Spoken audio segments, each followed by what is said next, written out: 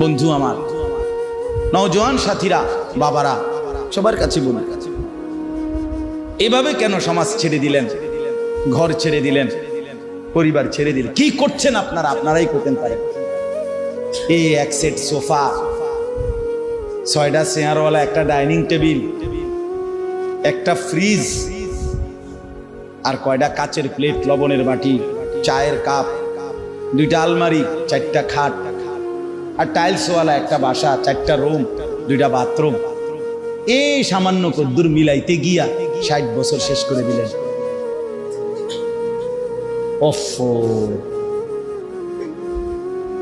এই এত লম্বা হায়াত, এতগুলো সপ্তাহ, মাস, বছর, এটুকুতেই কি শুনাইলেন? 3 ছেলে বিদেশ পাঠাইছেন, 4টা মেয়ে বিয়ে দিছেন, বাইতে একটা বিল্ডিং করছেন, গ্রামে কদ্দুর জায়গা লইছেন, শহরে কদ্দুর জায়গা লইছেন, ব্যাংকে কোকা টাকা জমাইছেন, খালাস। এই তো মুসলমান, এই ছিল জীবন। এতটুকুতেই মানে তৃপ্ত হয়ে গেলেন। ছেলেটা 1 ওয়াক্ত নামাজ পড়ে না, অথচ বয়স 16, মেয়েটার বয়স 15-14, একদিনও পর্দা করে না। আপনার ঘর থেকে রঙে রসে সাইজা, টাইট কাপড় পইরা, অসভ্য, নির্লজ্জা, বেহায়া মেয়ে প্রতিদিন বের হয়। আপনি বোঝেন না কারে দেখাইতে বের হয়? আপনার চোখে কোনো শরম নাই? আপনি মেয়েটার বাপ না? আপনি মহিলার স্বামী না? আপনি এত বেশরম কেমনে হইলেন? আপনি বাইচা রইলেন কেমনে? রাসূলুল্লাহ সাল্লাল্লাহু আলাইহি ওয়াসাল্লাম বলেন, কসম আল্লাহর, এটা হাদিস, যেই পুরুষ তার স্ত্রী সন্তানের জন্য অশ্লীলতা, বেহায়াপনা, নাফরমানি, বেপরদিগি পছন্দ করে, মেনে নেয়, স্বীকৃতি দেয়, আল্লাযী ইউকিররু আহলাহু আল খুবুস, নবীজি বলেন সেই পুরুষ দাইয়ুস। আর আল্লাহর নবী বলছেন দাইয়ুসের জন্য জান্নাত হারাম। দাইয়ুসের জন্য জান্নাত হারাম। এই জন্য ছেলেদেরকে বলি, ভাইয়া নষ্ট হয়েও না। আমার নওজোয়ান ভাইয়া, নিজেরে বরবাদ করো। এত বেডির দরকার নাই, পারতা না, কোনো দরকার নেই। শুধু শুধু এতটি বেডি লইয়া কোনো কাম হইতো না। সারা দিন সারা রাত মোবাইলে বেডির ছবি দেখো না, এত বেডি বেড হইতে লাগে না। এত নারী দরকার নেই। জীবন মানে শুধু নারী না, পৃথিবীতে আসার উদ্দেশ্য শুধুই নারী না। এক মহিলার ছবি, মহিলার সাথে প্রেম, এক নারীর দিকে নিয়ে সারা দিন রাত। নারে দোস্ত, মানুষ এত মাতাল হওয়ার কথা না, এত পাগল, এত তার সিরা মানুষ হয়। নারী তো প্রয়োজন মানুষের মধ্যে। মানুষের মধ্যে ক্ষুধার চাহিদা, এটা কে দিছে? তো পূরণের ব্যবস্থা আল্লাহ রাখছে। মানুষের মধ্যে পানির তৃষ্ণা, এটা কে দিছেন? তো এটা পূরণের ব্যবস্থাও কে রাখছেন। মানুষের লজ্জাস্থানের চাহিদা, শাহওয়াত, এটা আল্লাহর দেওয়া। কার দেওয়া? তো এটা পূরণের হালাল পবিত্র ব্যবস্থাও আল্লাহর রেখেছেন কিনা বলেন তো? তাইলে আর সমস্যা কি? তাইলে আর সমস্যা কি? এর জন্য এরকম কুত্তার মতো হয়ে যাওয়ার অর্থটা কি বেটা? 24 ঘন্টা নারী, ছবি, নর্তকী, নাচ, গান, জিনা, ব্যভিচার, অশ্লীল দৃশ্য আর মেয়ের পিছনে পড়ে থাকার মধ্যে সার্থকতাটা কি বেটা? এমন সুন্দর যৌবন, 16, 17, 18, 20 বছরের এমন সুস্থ সবল শরীর, দেহটাকে বাপ কেমনে নষ্ট করে দিলাম? কেমনে নষ্ট করে দিল? ওফ, আমি বুঝি না এটা কি হায়াত নষ্ট করে দিল, কি চমৎকার জিন্দেগিটা শেষ করে দিল। হায় হায় হায়, আল্লাহ আমাদেরকে মাফ করে দেন। যে ভাইরা উদ্যোগ নিছেন, আল ইসলাহ পাঠাগার, মাশাআল্লাহ, সংশোধন, আগে ফিকির করবেন। শুধু কেবল ফেসবুক, শুধু মোবাইলে ছবি আসলো, ইউটিউবে ছবি আসলো, ফেসবুকে এই করেছেন সেই করেছেন, শুধু এতটুকুতেই খুশি হইবেন না। বরং নিজের সুন্দর, নিজের আখলাক, নিজের পরিবর্তন, নিজের সেজদা, নিজের নামাজ, নিজের বন্দিগি, এটার দিকে নজর রাখুন। আমরা এই করেছি, ওই করেছি, মানুষের কল্যাণে এই করেছি, মানুষ কিন্তু আমনেও কথা কয় না, আপনি নিজেও তো কি নিজের কল্যাণের ফিকির করেন, নিজের ফিকির করেন। আল্লাহ আপনাদেরকে উত্তম ভাবে তৌফিক দান করেন। তাহলে আমার বক্তব্যটা ছিল এটাই, ইসলাম সংশোধন করতে হবে নিজের, এক নম্বরে। আর প্রথম সংশোধন ঈমান আকীদা। প্রথম সংশোধন কিসের? 2 নম্বর ইবাদত মানে আমল। 3 নম্বর হলো মুআমালাত, লেনদেন। আমরা চলতে গিয়ে জীবন চলার পথে জমির বেচা কিনা, এরপরে আমাদের সমস্ত উৎপন্ন কর্ম, আমরা যে উপার্জন করি, উপার্জনের যার যেটা পন্থা, চাকরি বলেন, ব্যবসা বলেন, ক্ষেত বলেন, যেটাই বলেন, যে যেমনি রোজগার করে, এর রোজগার মানেই লেনদেন। রোজগার মানে কি? কেউ পণ্য দেয়, কেউ টাকা দেয়, কেউ শ্রম দেয়, কেউ মজুরি দেয়, এই না কথাটা? মানে লেনদেন হয় এখানে। আমি শ্রম দিচ্ছি, আপনি আমারে পারিশ্রমিক দিচ্ছেন। আমি মাল দিচ্ছি, আপনি আমারে কি দিচ্ছেন? টাকা দিচ্ছেন। আমি জমি দিতেছি, আপনি আমারে মূল্য দিতেছেন, মানে লেনদেন। এইটাই মুআমালা।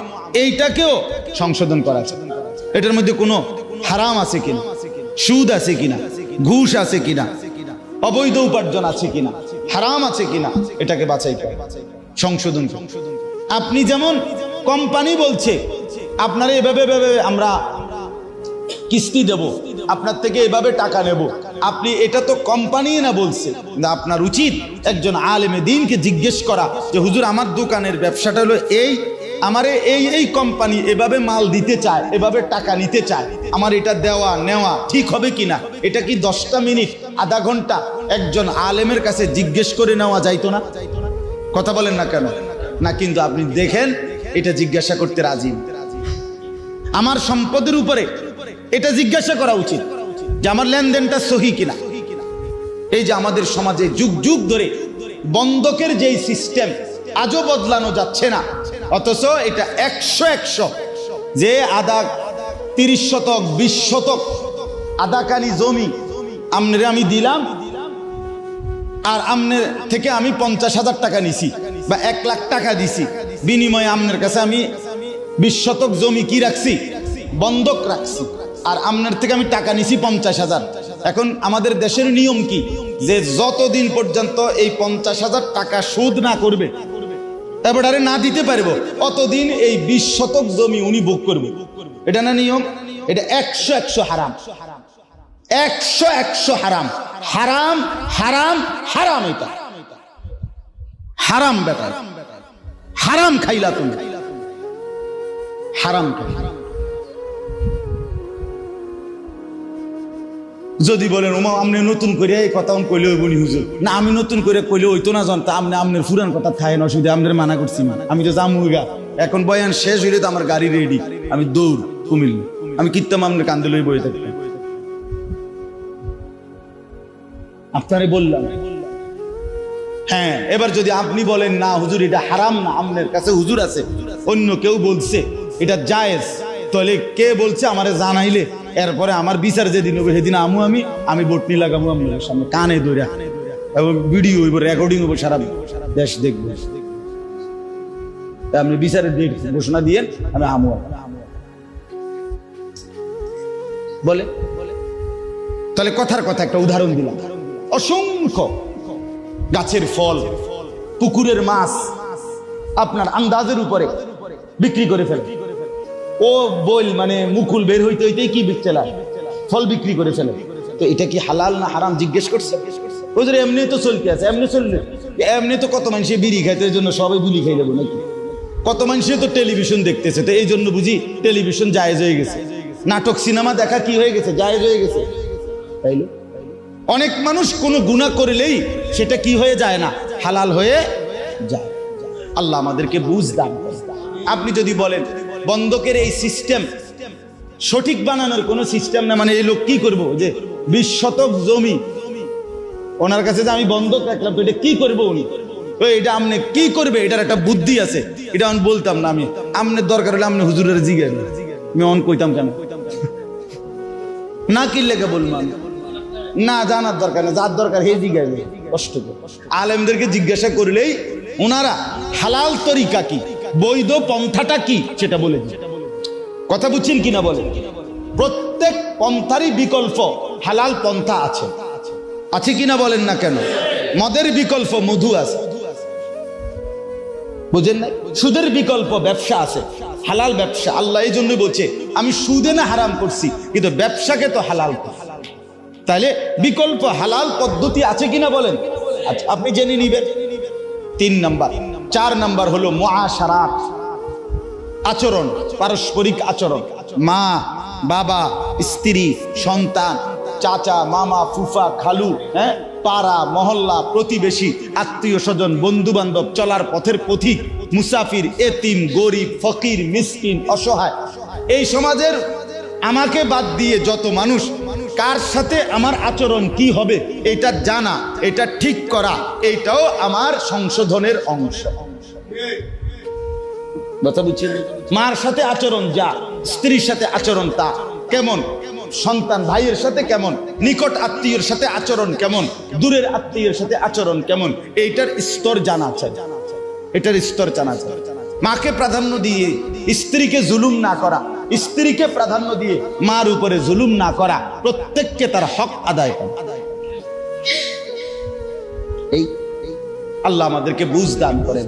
5 নাম্বার হলো আখলাক, আমাদের অন্তরের ভিতরে চরিত্র। প্রত্যেক মানুষের অন্তরে 2 রকমের চরিত্র আছে, কিছু মন্দ চরিত্র, কিছু উত্তম চরিত্র।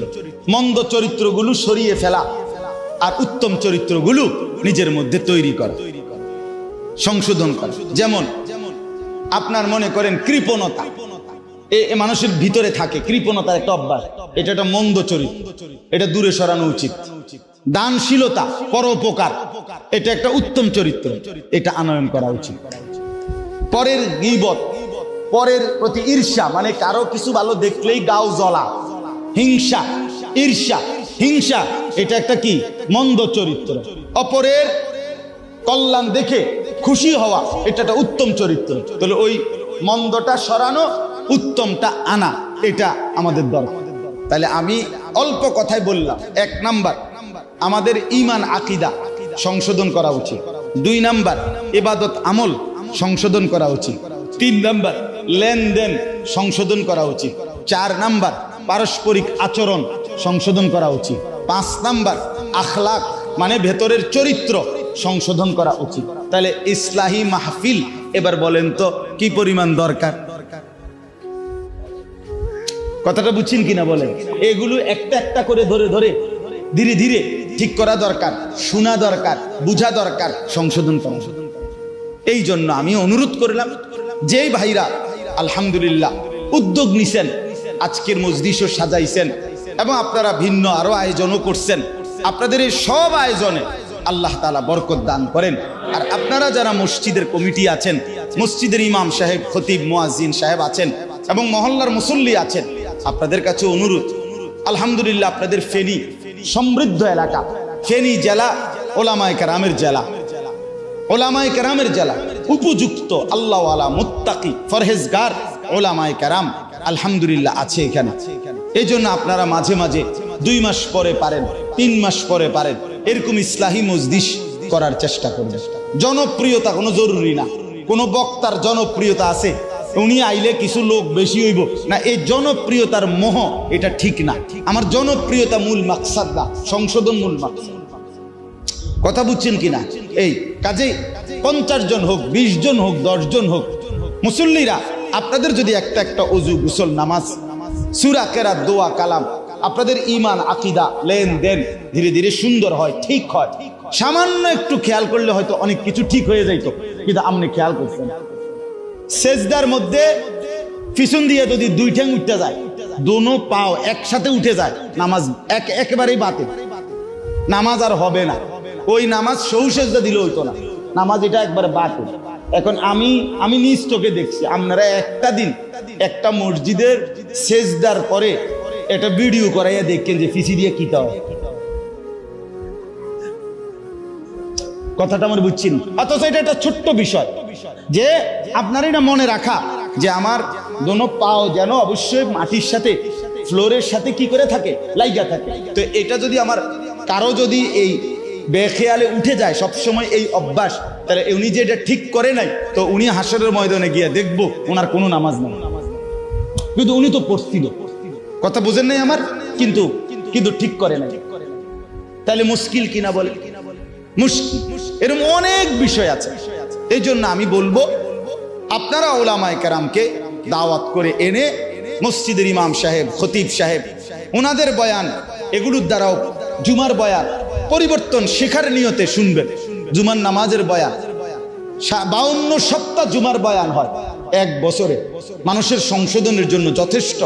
কিন্তু সামনের 2 কাতারের মুরব্বী মাঝ বয়সী ইমাম সাহেবের ওয়াজ শুরু জুমার দিন, এবার জুরানি শুরু, এরকম মানে বর্ষি দিয়া মাছ ধরে, বর্ষি দিয়া মাছ ধরে যেমনি এমনি ঠোকর মারে, এরকম এবার বয়ে বয়ে মাছ ধরে। ইমাম সাহেবের জুরানি মানে বয়ান শেষ, ওনার জুরানি শেষ। হ্যাঁ, আপনি ওনারে বলবেন চাচা আর জিমাইতেন না, আরে জিমাইলাম হইলে ইমাম সাহেব তো ওয়াজ করে না, এটা ইমাম সাহেবের দোষ। ইমাম সাহেব ওয়াজ বন্ধ করলো কেন? এই জন্য চাচার জুরানি বন্ধ হয়ে গেছে।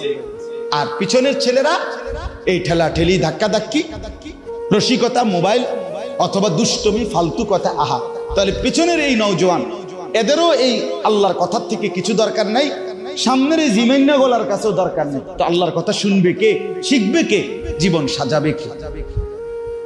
যদি বলেন সবাই, আমি বলি না, সবাই না রে বাপ।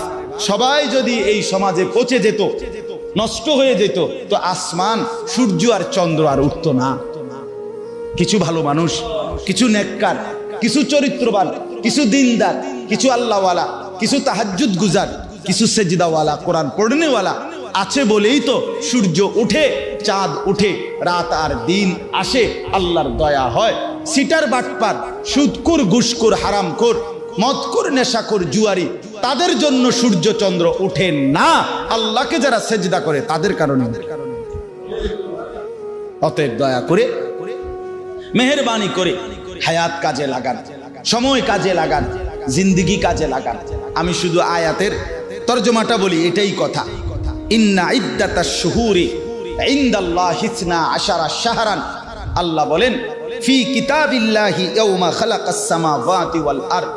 আল্লাহ বলেন আসমান জমিন সৃষ্টির আগেই লৌহে মাহফুজে আমি আমার কুল কায়নাতের তাকদীর যখন লেখাইছি, সেই সময় আমি আল্লাহ এই পৃথিবীর জন্য সিদ্ধান্ত নিয়ে রাখছি, এই পৃথিবীতে মাস হবে 12টি। মাস হবে কয়টি? 12টি। ইয়াউমা খালাকাস সামাওয়াতি ওয়াল আরদ, আসমান জমিন সৃষ্টির শুরু থেকেই আমি আল্লাহ, সৃষ্টির প্রথম মিনিট থেকেই 12 মাসের বছর আমি আল্লাহ চালু করে দিয়েছি। এই সময় আমি চালু করে দিছি। এই যে 12 মাস, এই যে সপ্তাহ, এই যে দিন, এই যে রাত, এই যে সকাল, দুপুর, বিকাল, প্রথমেরটারে কয় সকাল, এরপরে হইলে কয় দুপুর, এরপরে হইলো বিকাল, এগুলো তো আপনার জাতিসংঘের ফয়সালা, ঠিক না? এটা জাতিসংঘের সিদ্ধান্ত। তো মানে প্রথমে সকাল, এরপরে দুপুর, এরপরে বিকাল, নাকি? কথা বলেন না কেন? 7 দিনের সপ্তাহ, 12 মাসে বছর, এগুলো আমেরিকার সিদ্ধান্ত। আল্লাহ বলেন এটা আমার ফয়সালা। সময়, এই প্রতিটা সময়, ঘন্টা, মিনিট, সেকেন্ড, মাস, বছর, সপ্তাহ, দিন, মুহূর্ত, এক বিন্দু, আল্লাহ বলেন এটা আমার সিদ্ধান্ত, আমার সিদ্ধান্ত। মিনহা আরবাআতুন হুরুম, আল্লাহ বলেন এই 12টি মাসের মধ্যে 4টি মাস সম্মানিত, সবচেয়ে বেশি। এই 4টি সম্মানিত মাসের মধ্যে একটা হলো এই মুহররম, জিলকদ, জিলহজ, মুহররম, রজব। এর মধ্যে এখন যে মাস, আগামীকাল 10ই মুহররম। আল্লাহর সৃষ্টির মধ্যে যে কয়টা সম্মানিত দিন, তার মধ্যে অন্যতম একটি দামি, সম্মানিত, পবিত্র একটি দিন আগামীকাল 10ই মুহররম, আশুরা যেটাকে বলে। রাসূলুল্লাহ সাল্লাল্লাহু আলাইহি সাল্লাম বলেন এই আশুরার দিন যে ব্যক্তি রোজা রাখবে, আল্লাহর নবী বলেন আমি আশা করি আমার আল্লাহ তার পিছনের 1 বছরের গুনাহ মাফ করবেন। এই জন্য নবী সাল্লাল্লাহু আলাইহি সাল্লামের আমল ছিল বাপ। নবীজি সাল্লাল্লাহু আলাইহি সাল্লাম আশুরার রোজা রাখতেন, সাহাবায়ে কেরামকে রাখতে বলতেন, এবং ইন্তেকালের আগের বছর বলছিলেন যে আমি 10 তারিখের সাথে 9 তারিখও একটি রোজা মিলাইয়া রাখবো, মানে 2 দিন। আলহামদুলিল্লাহ, এই জন্য 9 এবং 10, অথবা কেউ ইচ্ছে করলে 10 এবং 11, এই 2 দিন নফল রোজা রাখলে অনেক সওয়াব পাইবেন। নবীজি বলছেন রমজানের পরে বাকি 11 মাসের মধ্যে সবচেয়ে শ্রেষ্ঠ নফল রোজা হলো এই মুহররমের রোজা। আফদালুস সিয়ামি বাদা রমাদান শাহরুল্লাহিল মুহাররম। আলহামদুলিল্লাহ, আমরাও চেষ্টা করছি। আমি রোজা ছিলাম, ইফতার করছি দেখেই একটু দেরি চাই, নাই তো আমি জাস্ট টাইমে আসতে পারতাম। তো এই জন্য আপনাদের কাছে অনুরোধ করলাম, যারা আজকে রাখছেন কালকে আরেকটা রাখবেন ইনশাআল্লাহ। যারা পারেন নাই, যারা চেষ্টা করেন কালকে বুধবার, তারপরের দিন বৃহস্পতিবার, এই 2 দিনের 2টা রোজা রাখতে অনেক বড় সওয়াব পাবেন। স্ত্রী, সন্তান, ঘর পরিবারের মা বোনদের কাছেও বলবেন। সর্বশেষ কথা হলো যালিকা দ্বীনুল কাইয়্যিম। আল্লাহ বলেন এই মাস, বছর, ঘন্টা, মিনিট, সেকেন্ড এবং সম্মানিত 4টি মাস, এই সব কিছুই আমি আল্লাহর অকাট্য বিধান। অতএব তুমি রাতকে ডবল একসাথে আনতে পারতা না, দিন ডবল একসাথে আনতে পারতা না, তুমি কোনো ঘন্টা আটকাইতে পারতা না, তুমি কোনো মিনিট থামাইতে পারবেন? আল্লাহ চাইলে পারবে, আর কেউ পারবে? আল্লাহ কোরআনে বলছে আমি যদি রাত টেনে লম্বা করে কিয়ামত পর্যন্ত রাত বানিয়ে রাখি, কুল আরাআইতুম ইন জাআলাল্লাহু আলাইকুমুল লাইলা সারমাদান ইলা ইয়াউমিল কিয়ামা মান ইলাহুন গায়রুল্লাহ ইয়াতিকুম বিদিয়াইন। কে আছে আমি আল্লাহ ছাড়া আগামী কালকের ভোর এনে দিব? বলেন তো, আছে কি কেউ? আছে কেউ? বলেন বাপ। অতএব আল্লাহ বলছেন এটা আমার অকাট্য বিধান। রাত্র আমি আনি, দিন আমি আনি, বছর আমি আনি, মাস আমার বাপ। এই শেষ কথাটা শুনেন, আল্লাহ কোরআনে বড় আমাদেরকে আদেশ করছেন, ফালা তাজলিমু ফীহিন্না আনফুসাকুম। অতএব আমার বান্দা, যেহেতু তুমি বুঝেছো যে মাস, বছর, সম্মানিত মাস অথবা ঘন্টা, মিনিট, সেকেন্ড, সময় সবটাই আমি আল্লাহর। অতএব আমার সময়ে, আমার দেওয়া সময়ে, আমার দেওয়া হায়াতে তুমি নিজের উপরে গুনাহ করে জুলুম করো না।